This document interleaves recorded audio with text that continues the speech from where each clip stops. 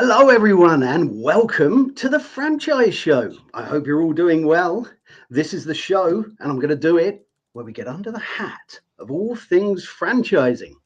And it's a live show. Well, it's live if it's August 26th at around 5:15 in the UK for about 50 minutes, 12:15 in bits of America, and actually all sorts of other times across the world.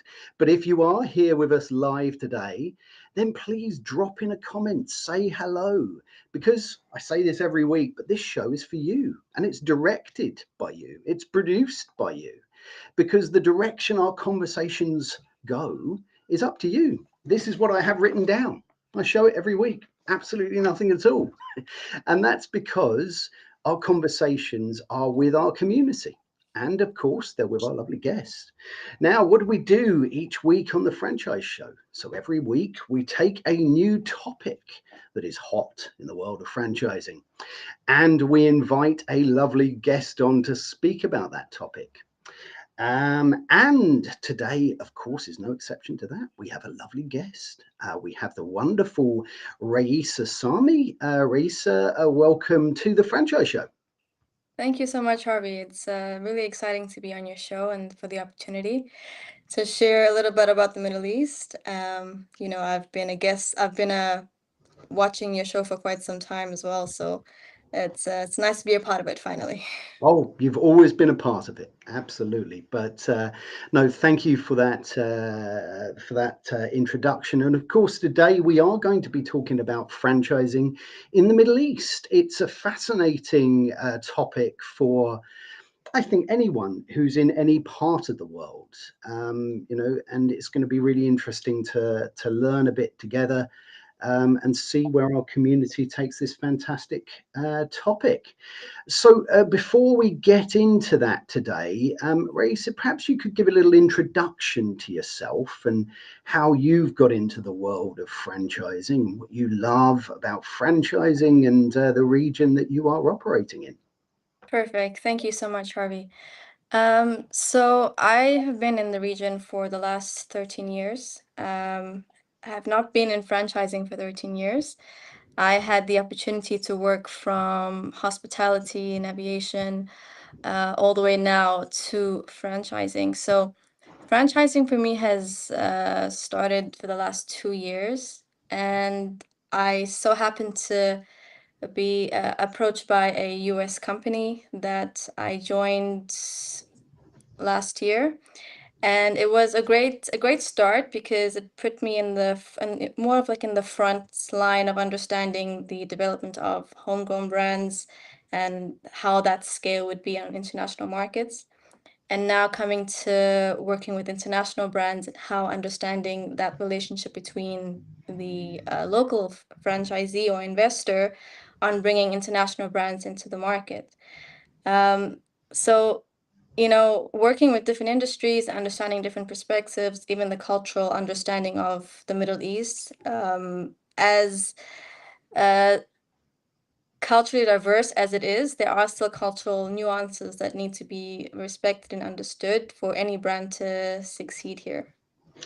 Absolutely. No, completely agree there. And great introduction. Thank you so much for that introduction. And it's wonderful to have you on the show. You've always been a big part of this show. And I always say it, this show is about our community. Whether you're here on the screen or whether you're in the audience, you're a massive part of this. And talking of our wonderful audience, let's say hello to a few people who have joined us already today. We have the fantastic Penny Hopkinson. Penny, always great to have you with us. And Penny has put, hello, Harvey and Raeesa and other franchise friends. This will be a great episode. And of course, Penny is one of our wonderful supporters. And I can't, it would be a miss of me not only to put obviously her QR code up on the screen, but her book. Now, is her book going to be the right way round today? No, it seems to be reversed. But anyway, if you would like to get your franchise manual the right way round, then talk to the lovely Penny. Let's see who else we have with us. We have a LinkedIn user. Let us know who you are. Hi, Penny. Good to be on with you. Well, it's great to have you on with us, whoever you are. We have the fantastic Simon Wise, of course, a regular with us here on the Franchise Show. Looking forward to hearing your thoughts on this fascinating region and how we approach it and brands that are coming out of it and your experience there, Simon. So, look, Simon has helped me out. And in saying that this is Bill Painter, QFP. Fantastic to have you with us, Bill. Looking forward to hearing your thoughts on this fascinating subject today. Who else have we got? We have Johnny Joseph. Oh, it's always good to have Johnny with us. Johnny is from Los Angeles, and he is a franchise auditor. Don't be scared of him. He's a lovely chap. Does a great job. And he put Los Angeles checking in. Heat wave is breaking. Woohoo! Well, there you go. You're gonna have to put the aircon on. I imagine it's hot where you are, isn't it, Raeesa? Or is it not always hot It's cooling down a bit now. Summer is just coming to an end. Fantastic. We've got a couple of other people. Then we've got some questions that we're going to get into. We have James Legasic. Good evening, all. Look forward to the session. Well, we're looking forward to it too. And thank you for being with us. We have Penny, who has come back with Bill Painter. Great to be on with you too. It's fantastic to have you with us. A couple of other people. We're going to say, let's quickly say hello to Tim. We'll come back to this one. We've got the fantastic Tim Morris with us. Again, another wonderful supporter of our show. And he is, of course, with the bridge with the lovely Nikki Senior. And we are going to come back to Tim's comment in a moment after we've said hello to one last person. And that's Julie McLaughlin. Hi, Julie. Great to have you with us. Fantastic franchising resource here in the UK. Works with lots of brands, and she's put hi, everyone. Well, hi to you too, Julie. So, Raeesa, before we get into these questions, perhaps you could now touch on, how you're involved in working in the Middle East. You spoke about there, a company you've got involved in. It's fine to name drop the company, but please do that. But you also you spoke about cultural understanding, cultural nuances. I think that's going to be a great thing to get into as well for our audience. So give us your initial thoughts and your sort of opening statement on franchising in the Middle East. I think it's really important to start with, as I said first, is any brands coming into the market from an international perspective is respecting the cultural and the religious point of view that every brand has.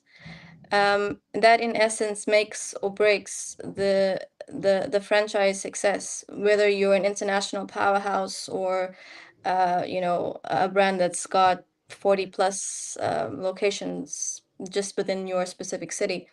So for me, working for the US based company was purely developing these systems to understand the growth within the MENA region, what it would take to grow a brand, from a start. So when we're looking at homegrown brands growing into a franchise system, you always want to develop that within the region first, so that we know when we're going to go to international markets, it's got a strong foundation to potentially succeed. From an international perspective, coming into the Middle East, and when I said cultural nuances, it's solely because many international brands think that because they're successful on an international front, they would be successful in the Middle East. While that may have been true for many brands prior, there are a lot of brands who have not yet, either had to exit or they failed because customizing to local tastes, understanding that the UAE is more family centric, It's also very respectful towards women women working in certain aspects of the business, and how that is coming across in certain areas of Mm, how things go here. mm, mm. It's definitely um, things that are really important to consider, given the fact that it's overlooked quite often. Yeah, absolutely. I think it's really interesting to sort of dive into these cultural nuances, local tastes. And I think you're absolutely right. You take, even like you say, well-established big brands, if they're not respectful and understanding of the culture that they're coming into, they're going to fail, right? Even if you take KFC or you take McDonald's, they've got to understand that there's got to be some differences. They can't go in thinking everything's going to be the same. And that's a really hard thing for some brands to do, because you take a brand, their whole business is built on consistency, repeating things, doing things the same way over and over again. And a franchise business is built on that same level of consistency, but giving that model to a franchisee. So it's a really hard thing sometimes for a brand to accept that they might have to do, they might have to change every element of their brand apart from the logo, and to really embrace, to really accept that. Let's have a look. We've got comments coming in all over the place here, and this is all about you. So I don't want to miss any of these. So let's go on to let's make sure we say hello to everybody first. We've got Omar with us. Omar does a fantastic thing on LinkedIn called Zoom Party, and all sorts of other things as well. Um, we have Amida Morrow with us. Yay, I made it. Hi, Harvey. Well, hi to you too. We've got Julie, who's come back to say, I spent 18 years in the Middle East assisting brands entering the market. Oh, it's fantastic. Well, look, great. It'd be great to have your thoughts on this as we get into it. Let's have a look here. We've got a couple of comments. I think let's go There's to, a yeah, there's a great question from Simon Wise okay. regarding the franchise legislation in the Middle East. Let's get that one up. Let's get that one Yeah. up. I agree. Fantastic question. So Simon has put, is there franchise legislation in the Middle East? Brilliant question, Simon. Let's get into that. So what is it? What is the legislation like in the Middle East? Is it more similar to America, or is it like the Wild West here in the UK? Completely different. You do find that the US is more strict and stringent on a lot of franchise laws and regulations, and Mm, um, a lot of things that are different. So in the Middle East, there's no unified franchise law per se. okay. It is not as, I mean, Saudi Arabia is a more mature market. There are more implications there when it comes to your franchise disclosure agreement, for example. It's a Okay. requirement to share with the franchisee 14 days prior to signing the agreement. It's not something that is um, mandatory in the UAE per se, but it is a best practice that a lot of consultants would recommend doing, prior to any agreement of the franchise. Mhm. When it comes to uh, understanding territory regulations or uh, time frame of the agreements, this is all based on what has already been done before. So I mean, these are certainly things that would potentially improve once the franchise world, the system in the Middle East, also gets more advanced or matures. So definitely that's something that will definitely improve moving down the line. That's really interesting as well. You said there that Saudi, is a more mature market. Makes sense to me. People often when they think of the region, they go straight to Dubai as their kind of go-to thing in their mind. So therefore, you would understand that that's perhaps the more mature franchising section of the region. But it's interesting to know how FDDs are being sort of perhaps embraced and used, but they're not yet part of a regulation. Fantastic. Thank you so much for that. Let's have a look. I mean, we have got a lot of questions. This is clearly Some great questions coming up. yeah, there are some fantastic questions. We've got questions coming up from Johnny, from Nikki, from James, another one from Johnny, and another one from Julie. So let's get straight to it. I think let's go to one here from Johnny and see what Johnny's got to say. Johnny's put Middle East. The Middle East is a big place. Is it really possible to categorize all countries in the same way? It's a great question, Johnny. Great question. Yeah. And Raeesa, you spoke of the MENA region, you know, and that's a very, very big region, including the Middle East there, and lots of diverse cultures, isn't it? No, absolutely. I mean, in one given time, I think the Middle East is looking at 200 nationalities at a time coming in and out. So, but also when it comes to demographic and geographic implications of this, not every country in the region has the same income levels, for example, has the same target wants or consumer demands or consumer needs, and ability to cater for certain franchise brands. So it's absolutely, we cannot map them into one and say the Middle East is just a blanket culture that, you know, follows one system. Yeah, absolutely. It's again, you know, you said it at the beginning that it's important to recognize the nuances of culture. Where would you, how would you say is the best way to find out what those nuances are in your due diligence and your research when you're looking at going into the region?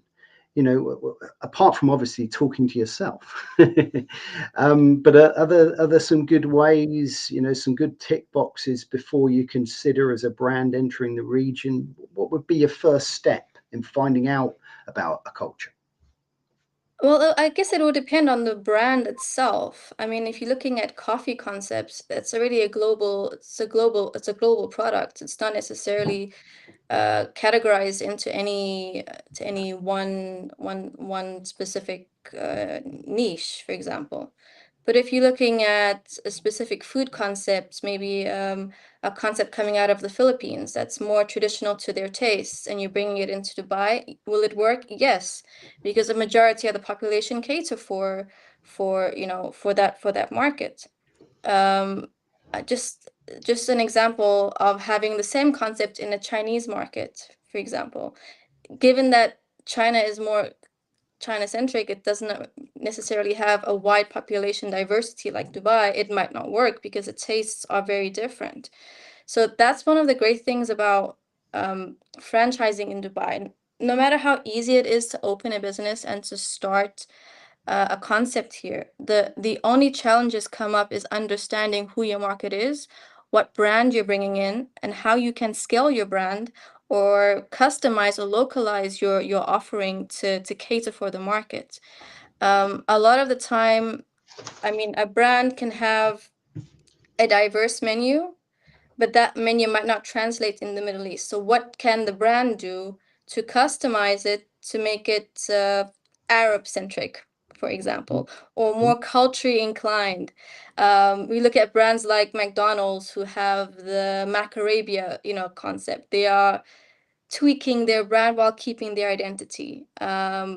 KFC incorporates rice into their offering because these are not the small changes. These are changes that have adapted to the region, and these are things that international brands need to take into consideration. I mean, whether it's F&B, retail, you know, health and wellness. These are all the small things that keep the lifelong, you know, going of the brand in itself. Mhm.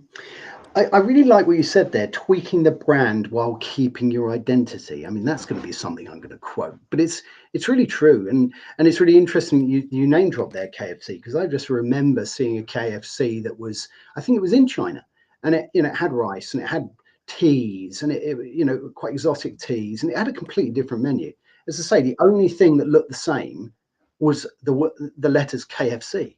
And Mm. they'd really embraced the fact that they've got to change it. I also think it was interesting that you said there about coffee. Coffee's perhaps coffee. In my experiences with coffee, the coffee remains the same, but the food offer varies throughout the world. And I think really fascinating.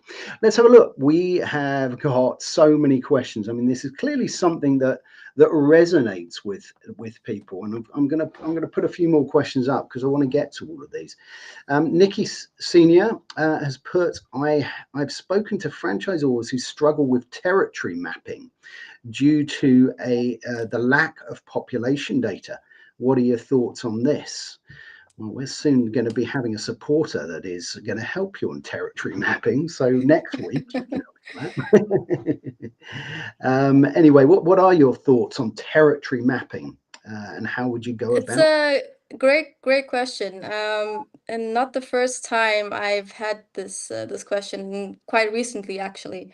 Uh, Brands coming in that are quite fresh and entry-level franchises into the market. They're not too sure on the best location for their brand, given the understanding of the location, the where they are exactly, what they're offering, to whom they're offering to, the purchasing power of different locations, because it varies in Dubai.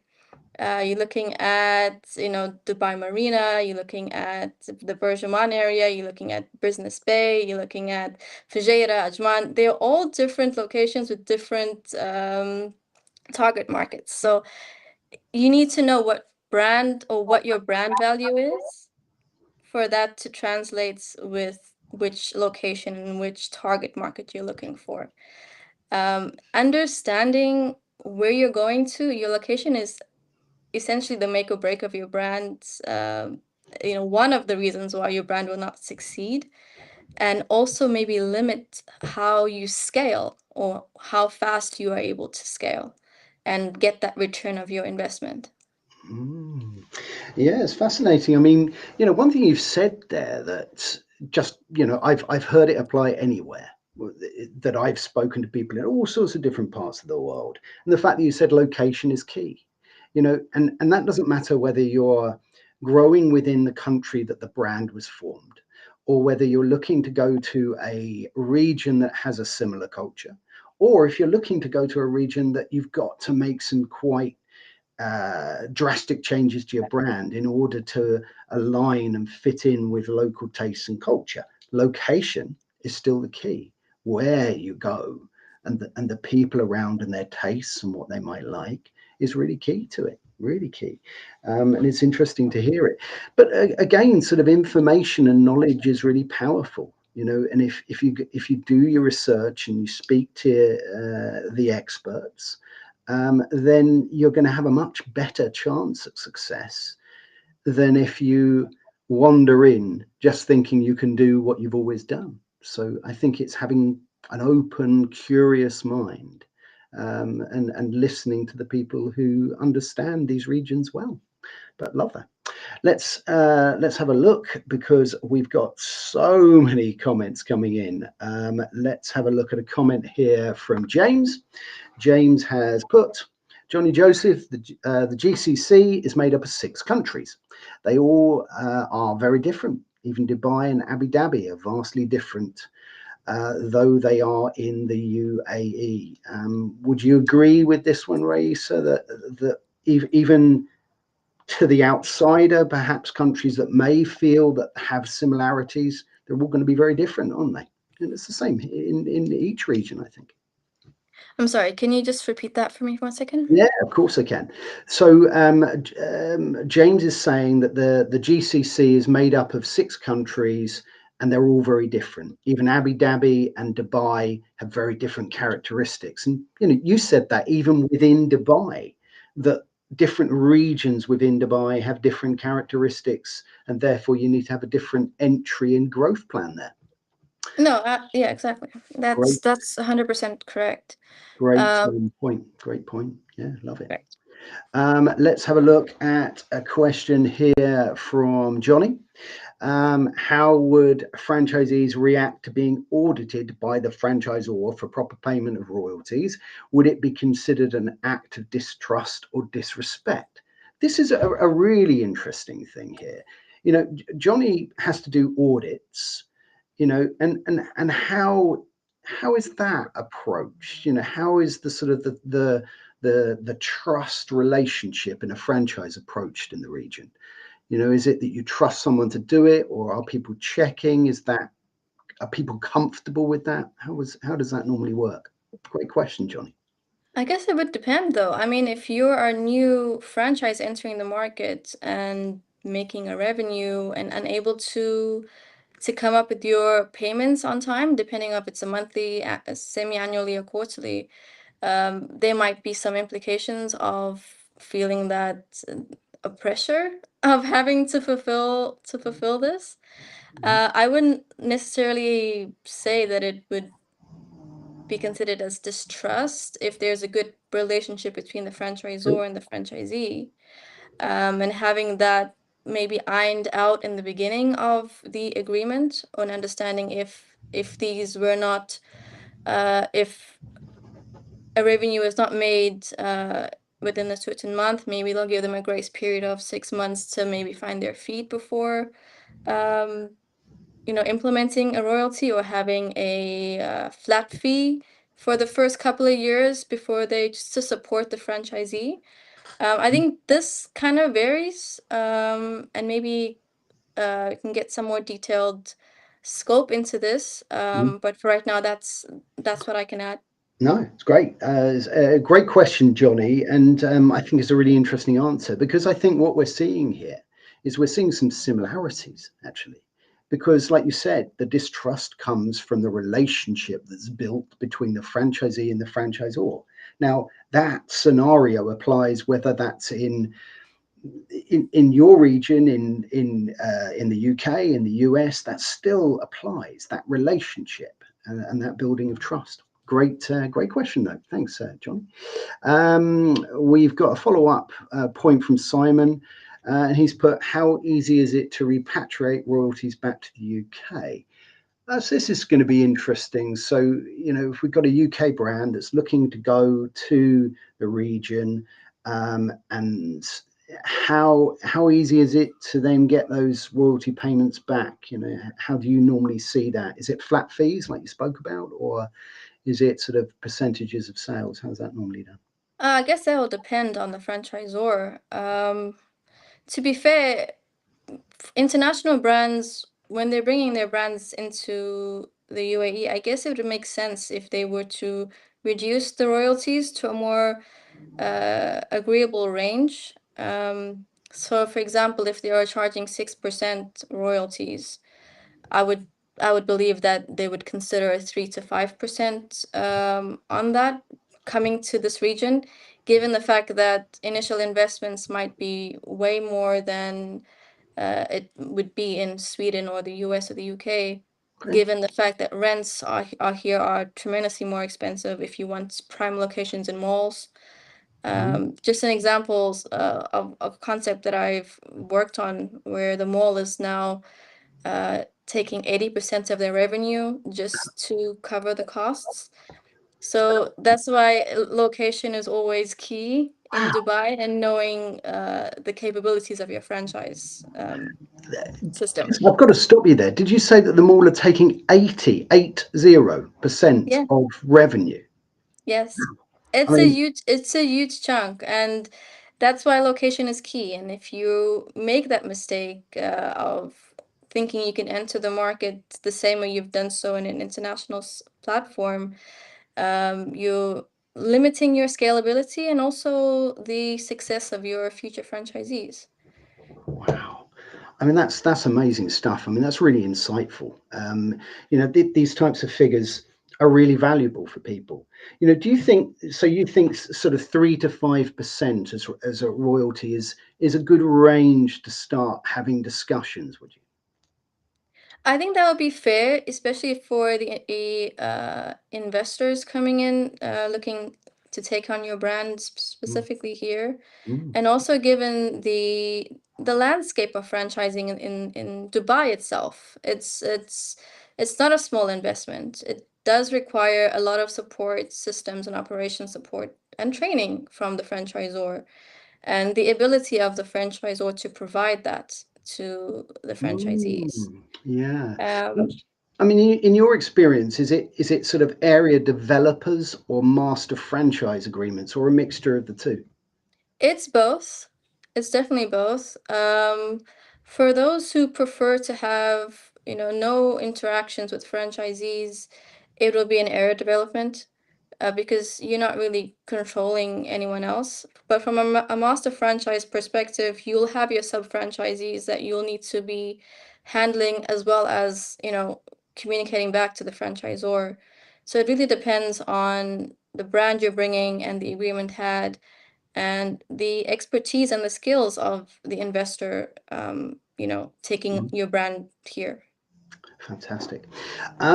This is an amazing conversation, and Raeesa, you're doing a fantastic job at fielding all these questions. It's clearly something that resonates with our audience. And if you have just joined us today, this is the Franchise Show, and today we are talking about franchising in the Middle East.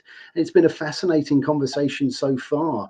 We've got lots of questions still to answer, and we've got about 10 or 15 minutes to do it. So we're going to get straight on with this. Have a look at what Julie's got to say. Julie McLaughlin said one of the main priorities is the brand registering straight trademarks over there, as it is very difficult to stop a contract with the wrong partner. Yeah, what do you have? You had any experience in sort of trademarks and any difficulties or issues there, Raeesa? That's actually a very great question, Julie. So given that there's a lot of, competition and a lot of similar brands coming in, you notice that having a parallel trademark, so to call it, that kind of covers you for multiple locations, and doing that early to protect your brand is something that I think many consultants would recommend, solely just to protect yourself from having any issues with if you were to go from Saudi to Dubai to Bahrain to Qatar, you know that your trademark is yours and you don't have to compete for any issues down the line with somebody else coming back with a brand that's very close to yours. Mm. Great question, Julie, and fantastic answer there as well. These sorts of things are laying the foundation, for some success and also to stop some difficulties and some challenges that might come down the road when you are successful. Because of course, if suddenly you become successful, your trademark is even more valuable to protect. So doing that at the beginning is really key to this. Let's have a look here. James has put Nikki Senior recommend a company called Go Maps, and that map good locations and traffic flows. Yeah, that was what we were talking about when we were talking about mapping earlier. Julie's also put it's worth adding that the UAE happens to be one of the most expensive places in the world to register. This is for the trademark, yeah. I mean, look, this is the other thing about it. When you mention that statistic there about the fact that a shopping mall might be taking 80% of your revenue, so you've got 20% of your revenue to work with, and you've still got to buy food, pay staff, pay all of the other costs, pay a franchisor, and make a profit. You've got to be talking some really serious numbers, and it's all got to make sense. It's all got to work out. When everything is expensive, it can work, Yeah, I but think, but you got to. Harvey, the angle of that is understanding that if you want to be in a prime location with high footfall, you're looking at mall locations, and Dubai is essentially a mall location. It's a mall operator. This is where all the high end brands are now getting traffic, because it's not like a Western market where you have the high streets that are your prime, Mhm. you know. So people are willing to are willing to enter these markets and pay these fees just to get the customers in, or to get that their brand across. But understanding the implications of the revenue and the expenses that brings is what will help you either succeed, or finding a strategy to help you accommodate for that. Yeah, of course. That's it. I mean, look, the numbers, as long as they make sense, as long as they work, or as long as they're part of a wider goal or a wider plan, then it doesn't matter how many zeros are on the end of it, it can all still work. Correct. As long as, if 1% of your revenue is a huge figure, right, then suddenly 80% not being there, it can make some sense on the P&L. But like you say, you've got to have that planned out and understand what these figures really mean for your business. But great question, Julie. Let's have a look. We've just got a few more here. We've got Nikki that's come back to James and says, amazing, thank you. Let's have a look. I think I've already put Julie's up there. What have we got here from James? Julie McLaughlin, totally agree. And unfortunately, I have had an experience in KSA where, even though the brand I ran had a 10-year trademark, when we came to review, a larger Saudi company had registered the mark. Yeah, one of the potential risks in an up and coming region. Yes, absolutely. You've got to be ahead of it, haven't you? You don't. You've got to register it, protect it, then start doing your stuff, because then you've got it. So really, really wise advice and great points by our fantastic community. Absolutely. Simon's put, are there opportunities for B2B brands as well as more obvious B2C franchise brands? This is a great one, actually, Simon. We've spoken a little bit and hinted towards F&B as a sector. But what about some of the other brands, the personal care or home care or pets, where does that sort of fit into the region, and are they popular and expanding and No, exist? absolutely. Well, look, F&B, QSR, specialty cafe concepts are always, I feel like, no matter which region or which country you're looking at, is always going to be the forefront of franchising. But there are so many more developments coming up in health and wellness, in education, um, throughout the service sector, in franchising, that are evolving and growing, especially now within the region. So, I mean, even in Dubai, we're looking at health and wellness developments in terms of properties coming up. So, in a franchise perspective, spas, health, beauty, these are up and coming markets that I see potentially great growth in the next 5 to 10 years. Fantastic. Fantastic. Let's go down a little bit here. Welcome the fact that we've got lovely Leslie Flowers with us. And Leslie's put, greeting friends. Always fantastic to have you with us. We've got Joe Caruso with us. Always fantastic to have Joe with us. A great resource in franchising in the US, someone that I regularly talk to, and a big fan of. My business partner, Ned Liley, is a great resource on this topic. He's led international market entries for Hardee's and Carl's Jr. in more than 40 countries, tackling everything from brand offering, customization, and partner selection to trademark protection and royalty repatriation. So he's testing whether I can say all these words. He's navigated the Middle East, Asia, and Latin America firsthand. Look, it's fantastic. And, Joe, Ned, Mike, great resources. And it goes again to the fact that when you are looking to expand, you want to look at really doing your due diligence and understanding, seeking expert advice. I've told the story of Think and Grow Rich many times, the 3 feet from gold. Look it up. It's a good one. And talk to Leslie. She's an expert on that. James put, Simon Wise, good question. Dubai is seen as the place to open your franchise brand, as the key to the rest of the ME, and indeed the US and London to get access into Dubai and the ME. This is a really interesting point, James. And I want to see what you think of this, Raeesa. Do you think, as a brand that, let's say, is in Europe or the US, looking to go to the region, do you think there are any sort of, can they go straight in, do you think? Or is it better to go to somewhere that's a little bit similar, more similar in culture, or is a blend between the two? What would you say the sort of route to the Middle East is, or can people just go straight there? What's your view on this? I think it's always great to research what it is you're actually trying to accomplish there, Mm, Harvey. I mean, to have an international brand just come into the market without doing their due diligence of what they're looking to who they're looking to sell to, because in essence it's the tastes of their consumers that will make or break their brand. So it doesn't really matter if I say yes, go directly, but without mm, that background, yeah. you're not gonna really understand what you're doing. Mhm. A lot of brands who have done that had to retract or leave because they didn't understand that local tastes matter.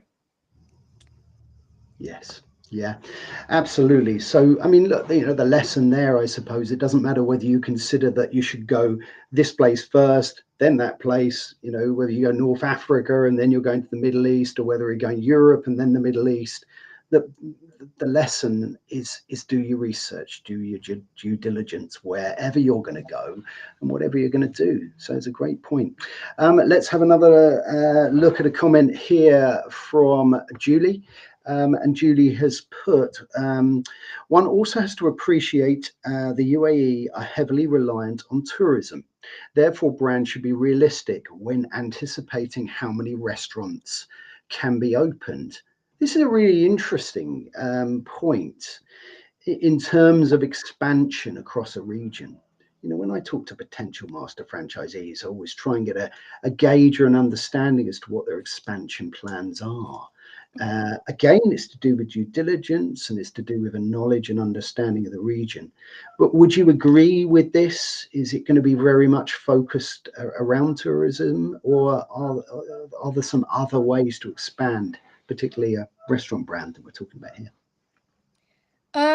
So yes, Dubai is very uh, tourists accustomed. That is true.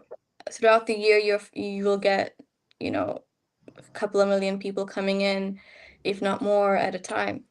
So if your brand is solely focused on tourism, it's but still need to have a customized and a localized offering for it to be successful.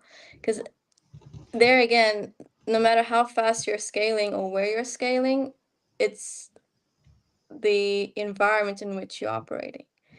And yes, as she mentioned, tourists are coming in and out, but who are staying here? The people who are residents. Yes, some of them are, most of us are expats. That is correct. But it's still focusing on the cultural and the nuances of your location to keep the brand going. It's a human experience at the end of the day. Yeah, absolutely. I think to make sure we started here talking about cultural sensitivity, whether it's a tourist location or not. You're coming into a region, and you need to be respectful and understanding of what that culture is that you're coming into. Even if you're in an airport and everyone is from other parts of the world, you're still within this region, and it's really important. So I think that's really something that's come across today, and really important for people to understand when they're looking at expanding their brands. I think we could go on for about 2 hours today, the amount of questions we've got. It's clearly a subject that we need to do again here on the Franchise Show, and I know in a minute and a half I'm not going to get to all these comments. Let's have a little look though and put up a couple more.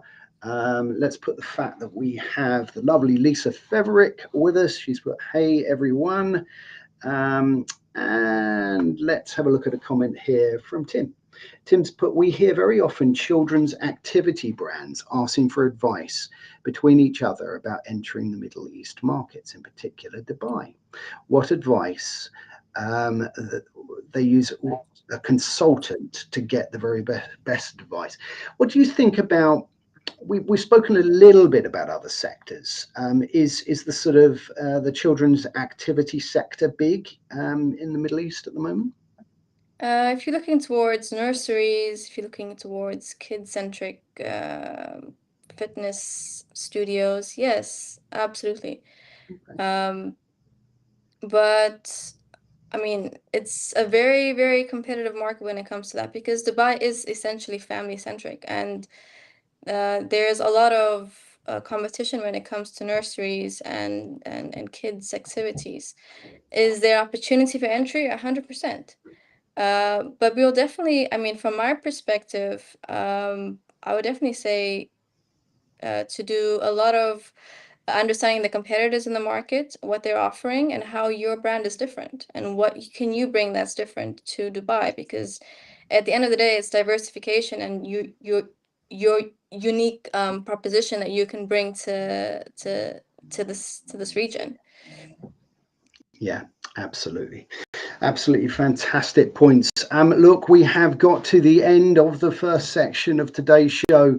It has been an amazing show. I'd like to thank everyone for their comments and getting involved. It really we could continue, but we always like to keep this to about 50 minutes. We are definitely going to be doing this subject again. It's clearly something that is resonating with our audience, with our communities. So it's fantastic. Oh, let's quickly recognize the fact that we've got one other person here, and that's Nick Hulme. So fantastic to have you here.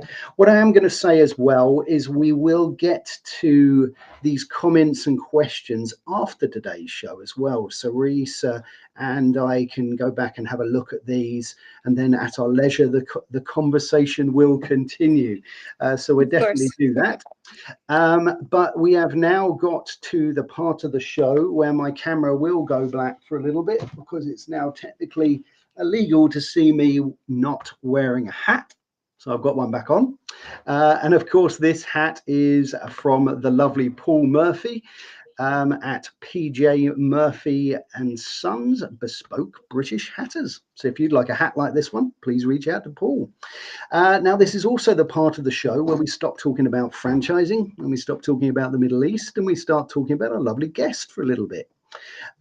So we're going to ask Raeesa a question, but this is also the part of the show where she can get her own back on me because I have asked and she has answered the questions wonderfully today, but she's also going to get to ask me a question. So before she does that, I am going to ask you, Raeesa, have you ever met anyone famous? Have you got a claim to fame or an interesting hobby that you do? Anything like that? Let us know. Claim to fame. Oh, I wish I met someone famous. Unfortunately, I have not. That's okay. Besides you, Harvey. No, that is the best answer that anyone has given. No, I'm joking. Well, look, that's fantastic. It's been a real pleasure to have you on today. You've done fabulously well in answering and fielding all these questions. I'm sure everyone is going to be enlightened and intrigued about the region. Please reach out to Raeesa if you'd like to know more and continue this conversation. And it's been a real pleasure to have you on.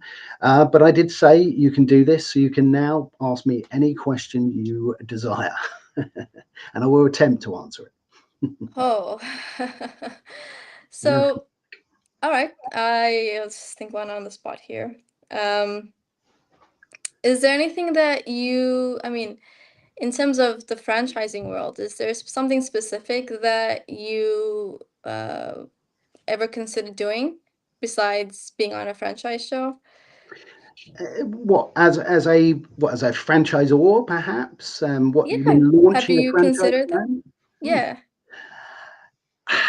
Yes, I have considered it. I've considered launching what I do as a franchise. Mm, And because it's about growing a community. And I feel that it doesn't matter whether you're in the franchise space or whether you're in the QSR space or whether you're in the insurance world, growing a community and be able to have real conversations with people in your community is something that's powerful.